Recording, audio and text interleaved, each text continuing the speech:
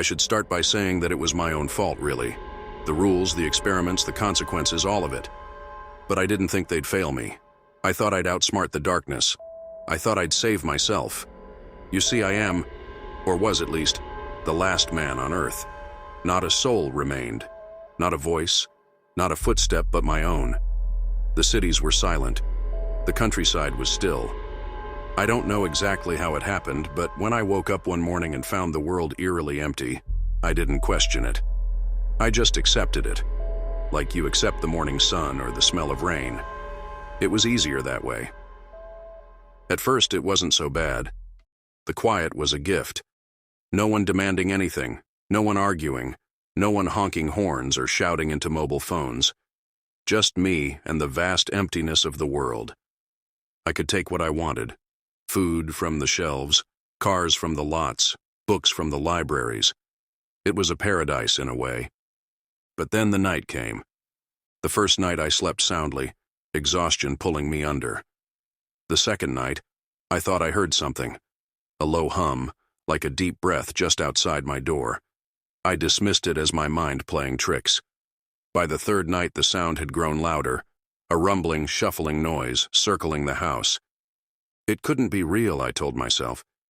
It was just the wind, or an animal. But the next morning, I found tracks in the dirt outside my window. Not human tracks, not animal tracks either. Long and deep, like something had dragged itself across the earth. That's when I made the rules. Rule number 1, always lock the doors. It seemed obvious, didn't it? Common sense. But I needed something to cling to. Something that felt like control.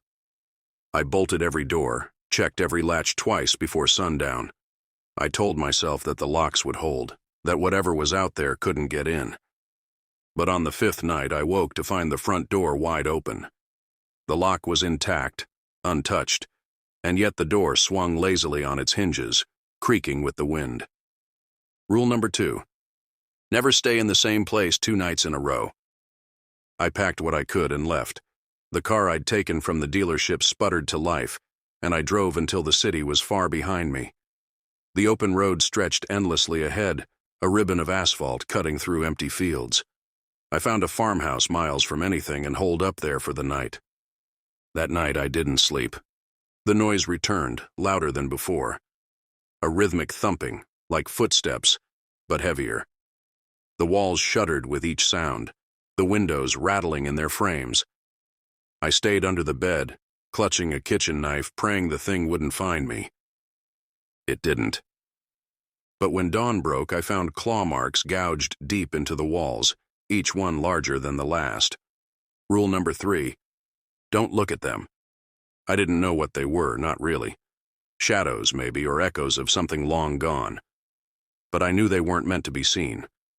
I caught a glimpse of one once in the rearview mirror of the car. Just a shape, dark and twisting, like smoke caught in a whirlwind.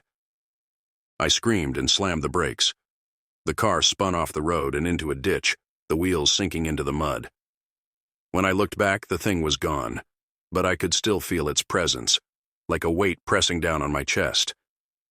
From then on, I kept my eyes on the ground, never looking behind me, never letting my gaze linger in the shadows. Rule number 5, never speak their names. I don't know how I knew their names.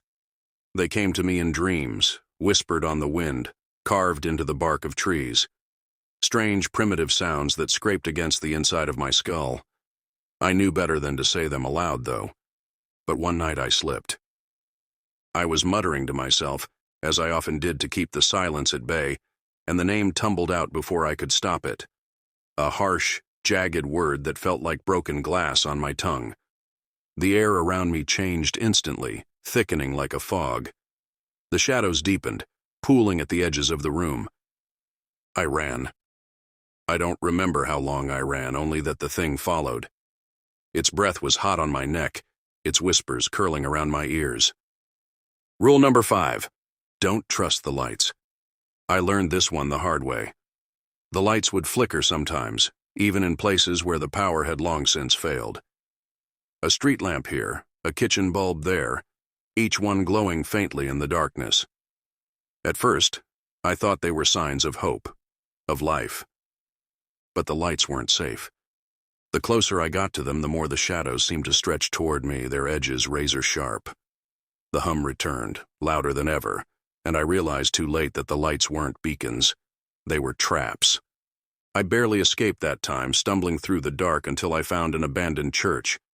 I stayed there for days, too afraid to leave. Rule number 6. The rules don't matter. This was the last rule, the one I didn't want to admit to myself. No matter how many precautions I took, no matter how fast I ran or how carefully I hid, they always found me. The shadows, the whispers, the things in the dark, they weren't bound by my rules. They weren't bound by anything. And now, as I sit here writing this, I know the end is near. The noises have started again, louder than ever. The walls are trembling, the windows cracking under the strain. I can feel their presence all around me, pressing closer with each passing second. I don't know if anyone will ever read this. Maybe the world will find a way to right itself, and someone will stumble across these words, tucked away in some forgotten corner. Or maybe the world will remain empty, the shadows claiming everything until there's nothing left. But if you are reading this, if by some miracle you're out there, listen to me. Don't make any strange rules, because here that they won't save you. Nothing will.